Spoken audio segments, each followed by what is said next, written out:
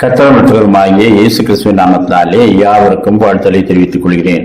Sir Walter Scott என்ற ஒரு பிரபல எழுத்தாளர் தனது 56வது வயதிலே நோய்வாய்ப்பட்டார். அவருடைய மனைவியும் நோய்வாய்ப்பட்டு இறந்து போனார்.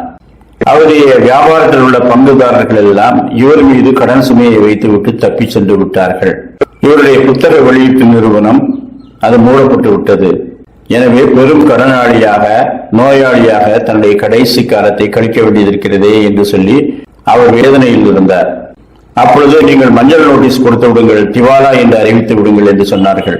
ஆனால் இவர் அப்படியல்ல, எப்பாடுபட்டாவது நான் என் மீது சுமத்தப்பட்ட கடன்களை அடைத்து விட்டுத்தான் சாவேன், அதுதான் என்னுடைய லட்சியம் என்று சொல்லி அவர் இருந்து விட்டார். அப்படியே அவர் நோய்வாய்ப்பட்ட நிலையிலும் 3 புத்தகங்களை எழுதினார். அந்த 3 புத்தகங்களும் பெரும் வெற்றியை கொண்டு வந்தது.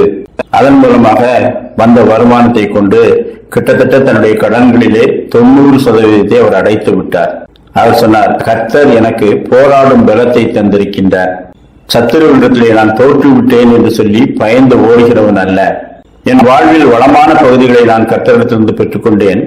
அதை முடிக்கும் போதும் நான் வெற்றி வீரனாக இருக்க வேண்டும், அப்படியே இருந்தேன் என்று சொன்னார். ஆனாலும் அவருடைய கடன்களில் ஒரு 10% இருந்தது. அவர் மரித்த பின்பு அவருடைய சொத்துக்களை விட்டு அதையும் அடைத்து விட்டார்கள். அவர் சொன்ன முக்கியமான வாசகங்களிலே சத்துருவுக்கு முன்பாக கர்த்தர் என்னை வெட்கப்படுத்துவதில்லை, அதை நான் அறிந்திருக்கிறேன் என்று சொல்வதுதான் முக்கியமானதாக கருதப்படுகிறது. கர்த்தரை நம்பினவர்களை அவர் வெட்கப்படுத்துகிற தெய்வம் அல்ல, அவர் தமது சத்துருக்களுக்கு வெட்கத்தை உடுத்துகிறவர். அவரை அண்டிக் கொள்கிறவர்களோ பாக்கியவான்கள் என்று சொல்லி வேதாகமத்தில் சொல்லப்பட்டிருக்கிறது. அவர் மீது வைக்கும் விசுவாசத்தை சோதிக்கும் அநேக காரியங்கள் நேரிடும் போதும் நாம் வெற்றி பெறுவோம், வெற்றி பெற செய்வார் என்ற நம்பிக்கையோடு அவரை பற்றிக் கொள்வோமாக. பிலிப்பியர் 1:29.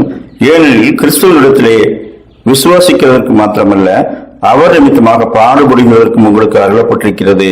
நீங்கள் என்னிடத்தில் கண்டதும் எனக்கு உண்டது இப்பொழுது கேள்விப்படுகிறதுமான போராட்டமே உங்களுக்கும் உண்டு.